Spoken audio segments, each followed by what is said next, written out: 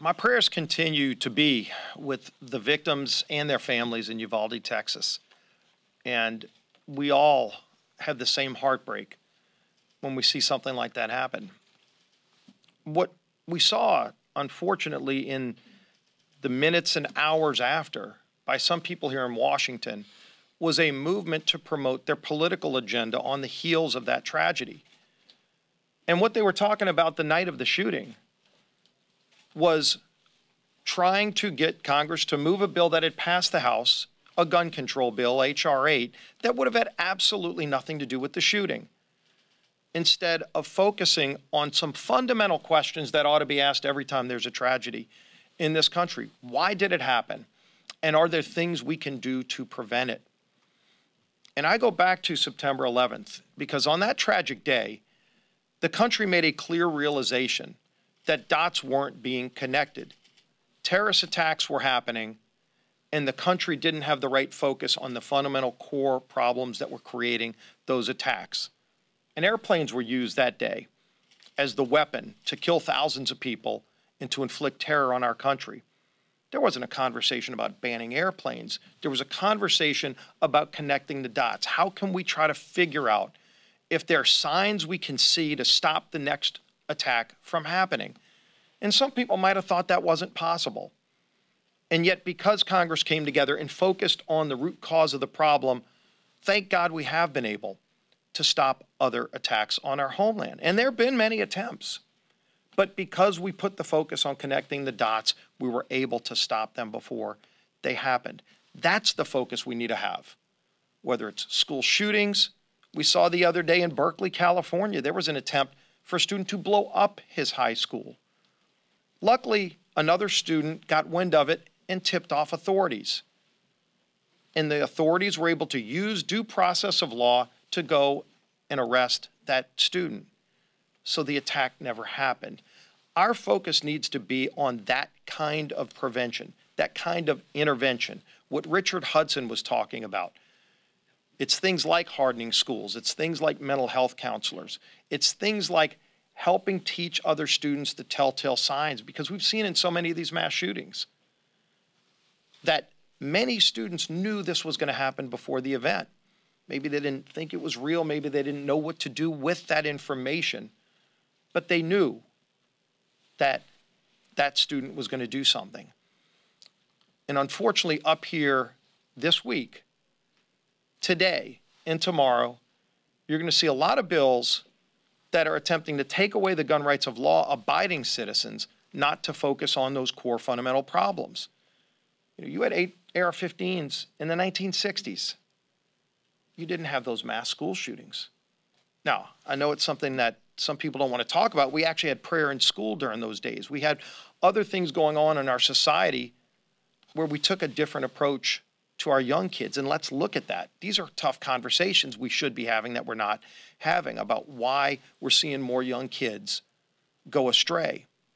But instead of that, all we see is a rush to go take away the rights of law-abiding citizens to have guns. And it's not just rifles. You saw President Biden himself the other day talking about going after handguns. And yet, every day in America, people use guns to protect themselves. There are record numbers right now. Millions of Americans buying guns for the first time because crime is out of control in America. It's not just in our schools, it's all across our country.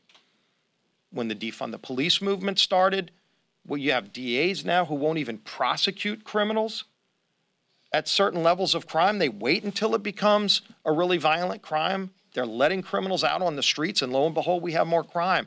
So citizens in every community, African-American communities, Hispanic communities, Asian communities, are saying if the government's not going to take care of their job of keeping our community safe, we're going to do it ourselves by exercising our Second Amendment rights and buying a gun. Millions of people, first-time gun buyers last year. And to just discard their rights, number one, is unconstitutional, but it's ignoring the fundamental problem that's going on right now. And so it's a shame that that's not where our focus is fixing and addressing those fundamental problems. But we as House Republicans are going to keep pushing to do that. We're going to force votes on Richard Hudson's bills that would actually get to some of those fundamental questions, as opposed to bills that in states across the country like California, taking away 18 to 20-year-olds' right to buy a gun was ruled unconstitutional by the Ninth Circuit Court of Appeal, of all places. Red flag laws where they don't even have due process, which is enshrined in multiple parts of our United States Constitution. That's the road the Democrats are going down, and it's a shame because it ignores addressing the fundamental problem.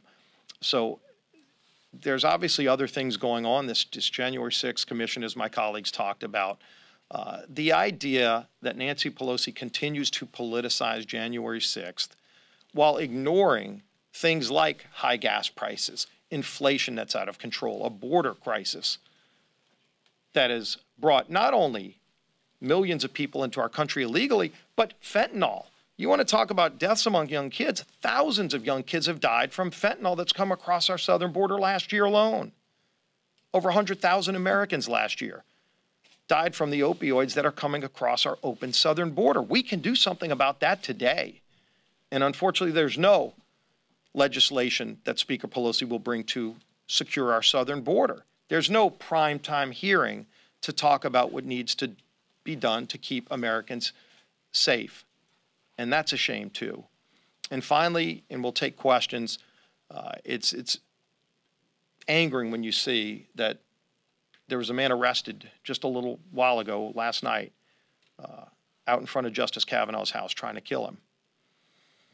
When we were vocal a few weeks ago, speaking out against this encouragement you saw from the White House on down to encourage people to go to the homes, the private homes of Supreme Court justices. It is a dangerous trend. Exercising First Amendment rights is one thing. Encouraging people to go to the homes of Supreme Court justices, you see where that can lead. And it's a shame. Thank God law enforcement was able to arrest the man who was intending on committing that action. But it just reminds us all, let's try to continue to focus on problems, not try to create problems.